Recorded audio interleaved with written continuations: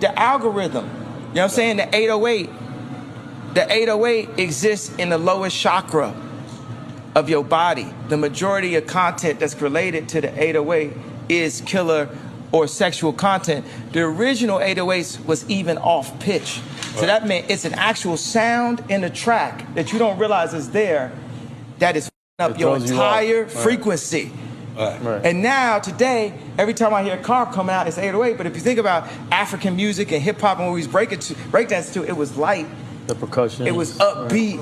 It was the drums. And then... No disrespect to hip hop producers, but they're not doing 1/20th of what producers in the 70s were doing with their music. Not 1/20th. See, when it comes to today's hip hop and B, the trap sound, the hip hop sound, the current ready-made R&B sound, people program drums, or matter of fact, they don't even program their own drums anymore. They buy sample packs like the ones that I sell.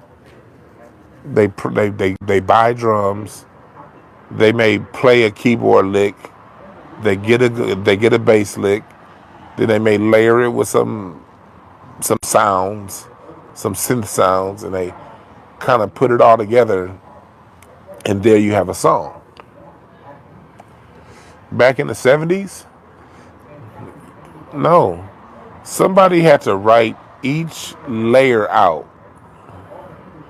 And if you listen to music of the 70s, that's why if you go back and look at that gap between the 70s and the 80s.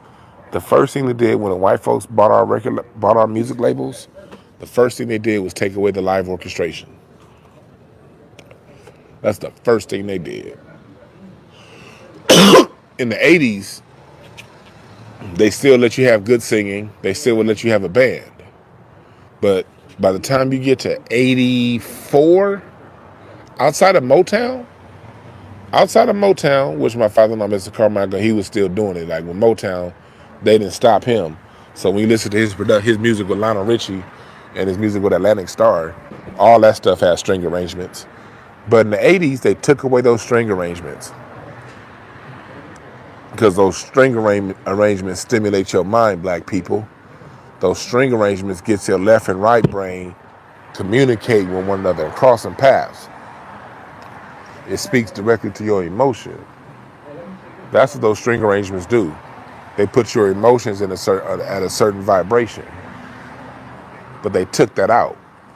When you listen to black music in the 70s, every song had strings and or horns. And I'm not talking about just the big bands. I'm talking about the spinners. I'm talking about for whoever was singing. You had those vibrant, orchestral arrangements. Those Isaac Hayes arrangements. Go back and listen to that song, "The Look of Love" by Isaac Hayes. That song that Ashanti tried to remake and fucked it up. Doom, doom, doom, doom. Doom,